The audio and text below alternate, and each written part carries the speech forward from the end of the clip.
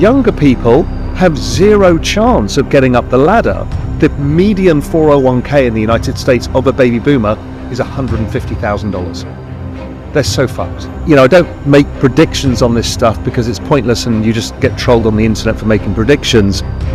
But probabilistically speaking, from what I know today and what I know about liquidity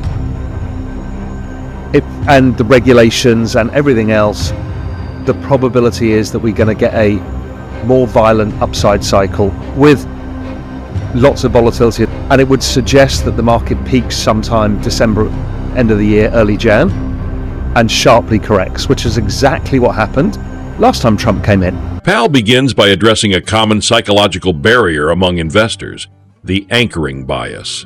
This bias, he explains, leads people to fixate on the nominal price of an asset, deeming $100 more expensive than $1. However, in the world of cryptocurrency where assets like Bitcoin are fractionizable, this perspective is flawed. Instead of focusing on the absolute price, investors should evaluate the percentage potential returns. Historically, Bitcoin tends to achieve a 3x return from its previous high in each cycle, making its price trajectory less significant than its growth potential. Powell urges investors to shift their mindset, considering how much they can own and the anticipated percentage returns rather than anchoring on price. The issue is people have this anchoring bias on price. So they think 100 is more expensive than 1. But in this weird world of crypto, everything's fractionizable. So you just should be thinking about what are the percentage potential returns going forwards.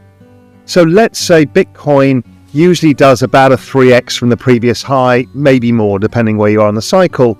So you should be thinking about that return as opposed to the price, because anybody can put 10% of their investments in or 10% of their wages in, whatever. It's a fractionizable asset. So don't look at the number, look at what you can buy of it and the percentage potential returns. So many people anchor on things that are super cheap because they think, well, one day it could be the value of Bitcoin and therefore I'm going to make 1,000,000x returns. The world doesn't work that way.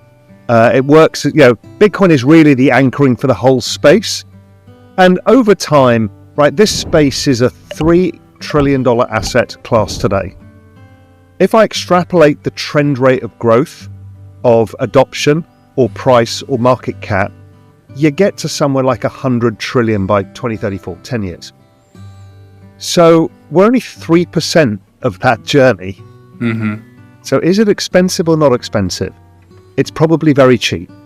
And at every point, and I've been around this cycle, I've been in crypto since 2013, everybody thinks, oh my God, I'm paying the high.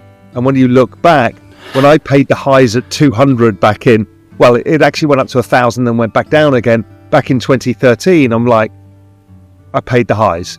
And then I look back now and it's 100,000. That's the thing about exponentiality. People don't understand. They see the cyclicality, but they don't understand the secular exponential trend. The liquidity is actually the dominant factor. Mm-hmm. So right now, we look at the business cycle using the ISM survey. It's below 50, which means the manufacturing is still contracting. So, okay, we're nowhere near tightening financial conditions. They did tighten because the dollar went up and rates went up, but the Federal Reserve and the governments need to change that because we need liquidity in the system.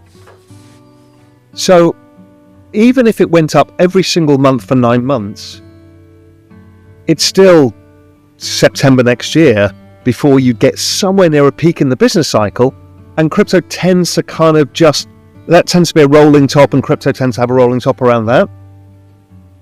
So I think it's longer than people imagine. So it's later in the year. Because people are so scarred by last time around again.